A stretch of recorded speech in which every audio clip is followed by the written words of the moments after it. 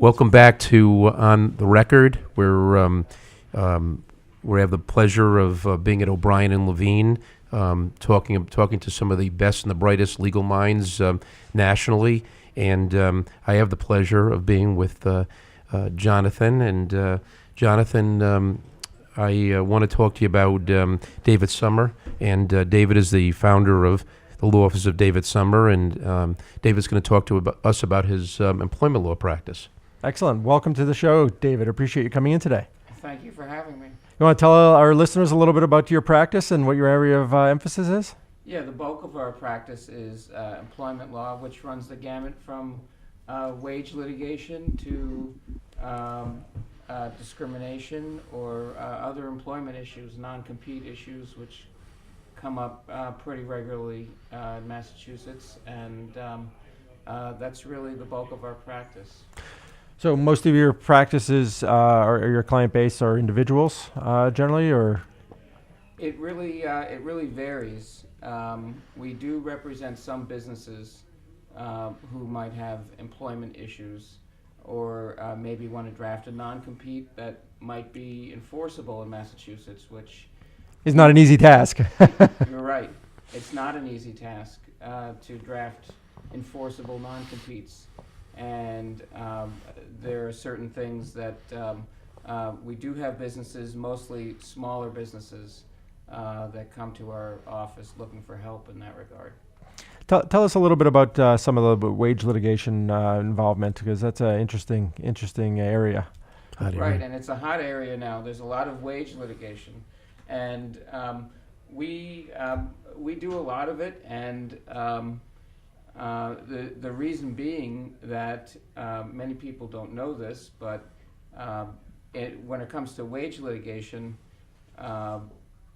if you're owed even $1 of wages, you're entitled to, under the new Massachusetts statute, which passed in recent years, you're entitled to 3 times the amount of wages that you're owed, plus attorney's fees. So even a case that involves $500 in wages can end up being a $10,000 to $20,000 case. Interesting. And you can really magnify that if somebody, for example, gets fired and they're not timely paid their wages for even a week, $3,000-4,000.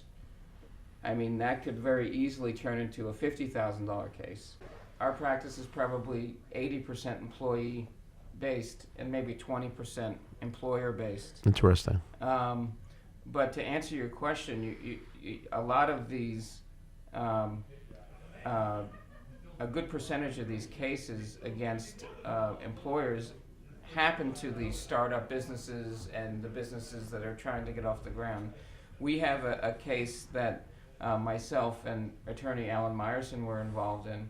We're still involved in it against a startup company who purportedly wanted to have their employers be independent contractors, and of course in Massachusetts that's another no-no. Right. Right. The majority of people who are classified as independent contractors are actually, or should actually be classified as employees in Massachusetts. It's very difficult to have an independent contractor.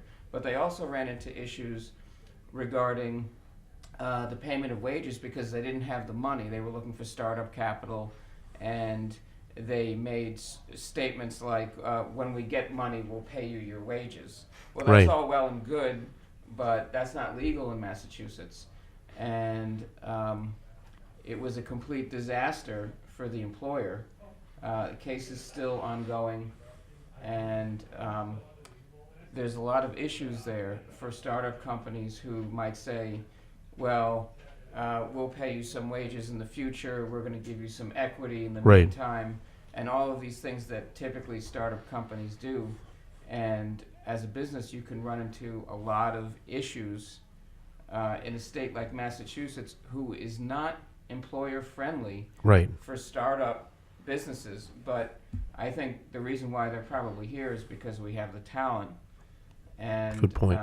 we have all the universities, and it's a hotbed of technology like California. But the some of these statutes that we have are not necessarily helpful to businesses trying to get off the ground, saying we're going to give you equity and we're going to pay you when we get money.